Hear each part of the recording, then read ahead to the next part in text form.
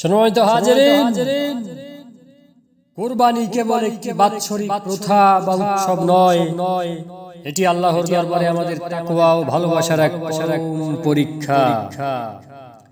আল্লাহ সুবহানাহু ওয়া তাআলা পবিত্র কোরআনে মুমিনদের জন্য একটি চিরন্তন মূলনীতি ঘোষণা করেছেন। সূরা আলে ইমরানের 92 নম্বর আয়াতে আল্লাহ তাআলা বলেন, লান তানালুল বিররা হাত্তা তুনফিকু মিম্মা তুহিব্বুন।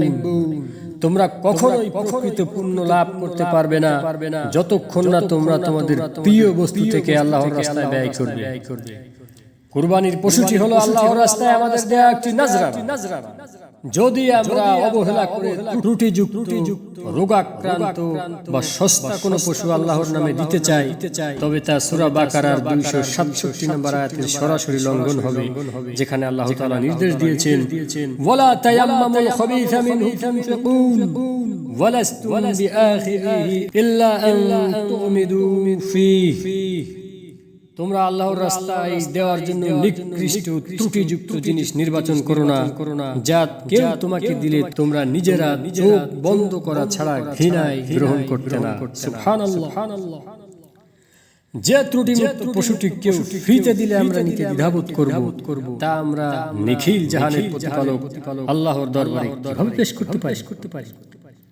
কারণ আল্লাহ সুবহানাহু ওয়া তাআলা সূরা হাজ 37 নম্বর আয়াতে স্পষ্টই বলেছেন, পশুর রক্ত মাংস আল্লাহর কাছে পৌঁছায় না, পৌঁছায় কেবল তোমাদের অন্তরের তাকওয়া। রাসূলুল্লাহ সাল্লাল্লাহু আলাইহি ওয়াসাল্লাম বলেন, রাসূলুল্লাহ সাল্লাল্লাহু আলাইহি ওয়াসাল্লাম পশুর ত্রুটি নির্ণয়ের ক্ষেত্রে আমাদেরকে অত্যন্ত স্পষ্টভাবে সীমারেখা বেঁধে দিয়েছেন।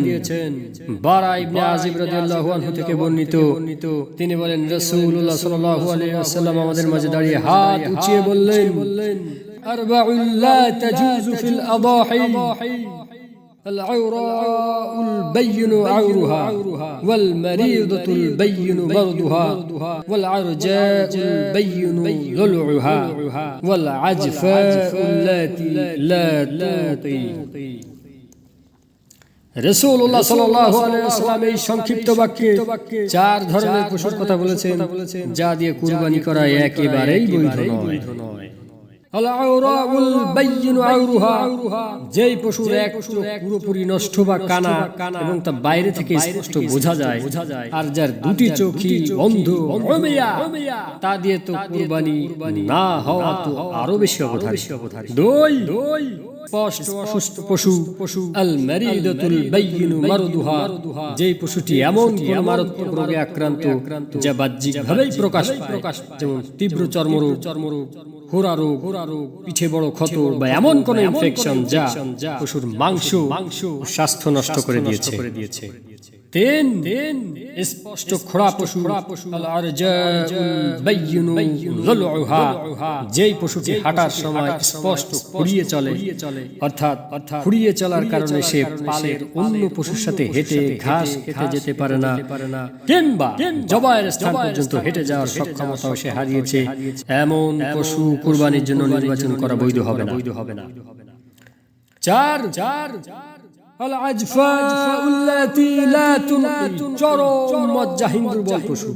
যেই পশুটি পুষ্টিহীনতা বা বার্ধক্যের কারণে এতটাই শুকিয়ে হাড্ডিসার হয়ে গেছে যে তার হাড়ে কোনো মজ্জা বা মগজ অবশিষ্ট নেই। এই প্রধান চার ত্রুটির উপর ভিত্তি করে ওলামা একরাম বলেছেন, পশুর কান বা লেজের অর্ধেকের বেশি যদি কাটা থাকে, কিংবা শিং যদি একদম গোড়া থেকে ভেঙে গিয়ে ভেতরের মগজ ক্ষতিগ্রস্ত হয়, তবে সেই পশু দিয়েও কুরবানি জায়েজ হবে না।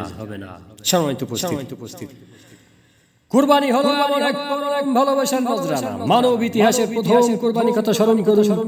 আদম আলাইহিস সালাতু ওয়াস সালামের দুই পুত্র হাবিল ও কাবিল যখন আল্লাহর দরবারে কুরবানি পেশ করছিল, হাবিল তার পালের সবচেয়ে সুন্দর, সুস্থ ও মোটা তাজা দুম্বাটি আল্লাহর জন্য ভালোবেসে উৎসর্গ করেছিল, আর তার কুরবানি আল্লাহ তাআলা কবুল করেছিলেন। অপরদিকে কাবিল অবহেলা করে কিছু নিকৃষ্ট নষ্ট শস্য উৎসর্গ করায় তার কুরবানি হয়েছিল প্রত্যাখ্যাত।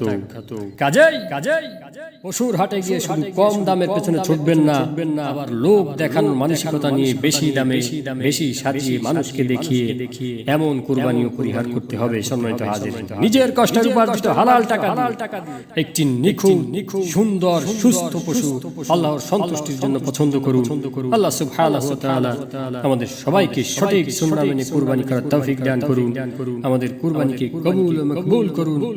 আমিন।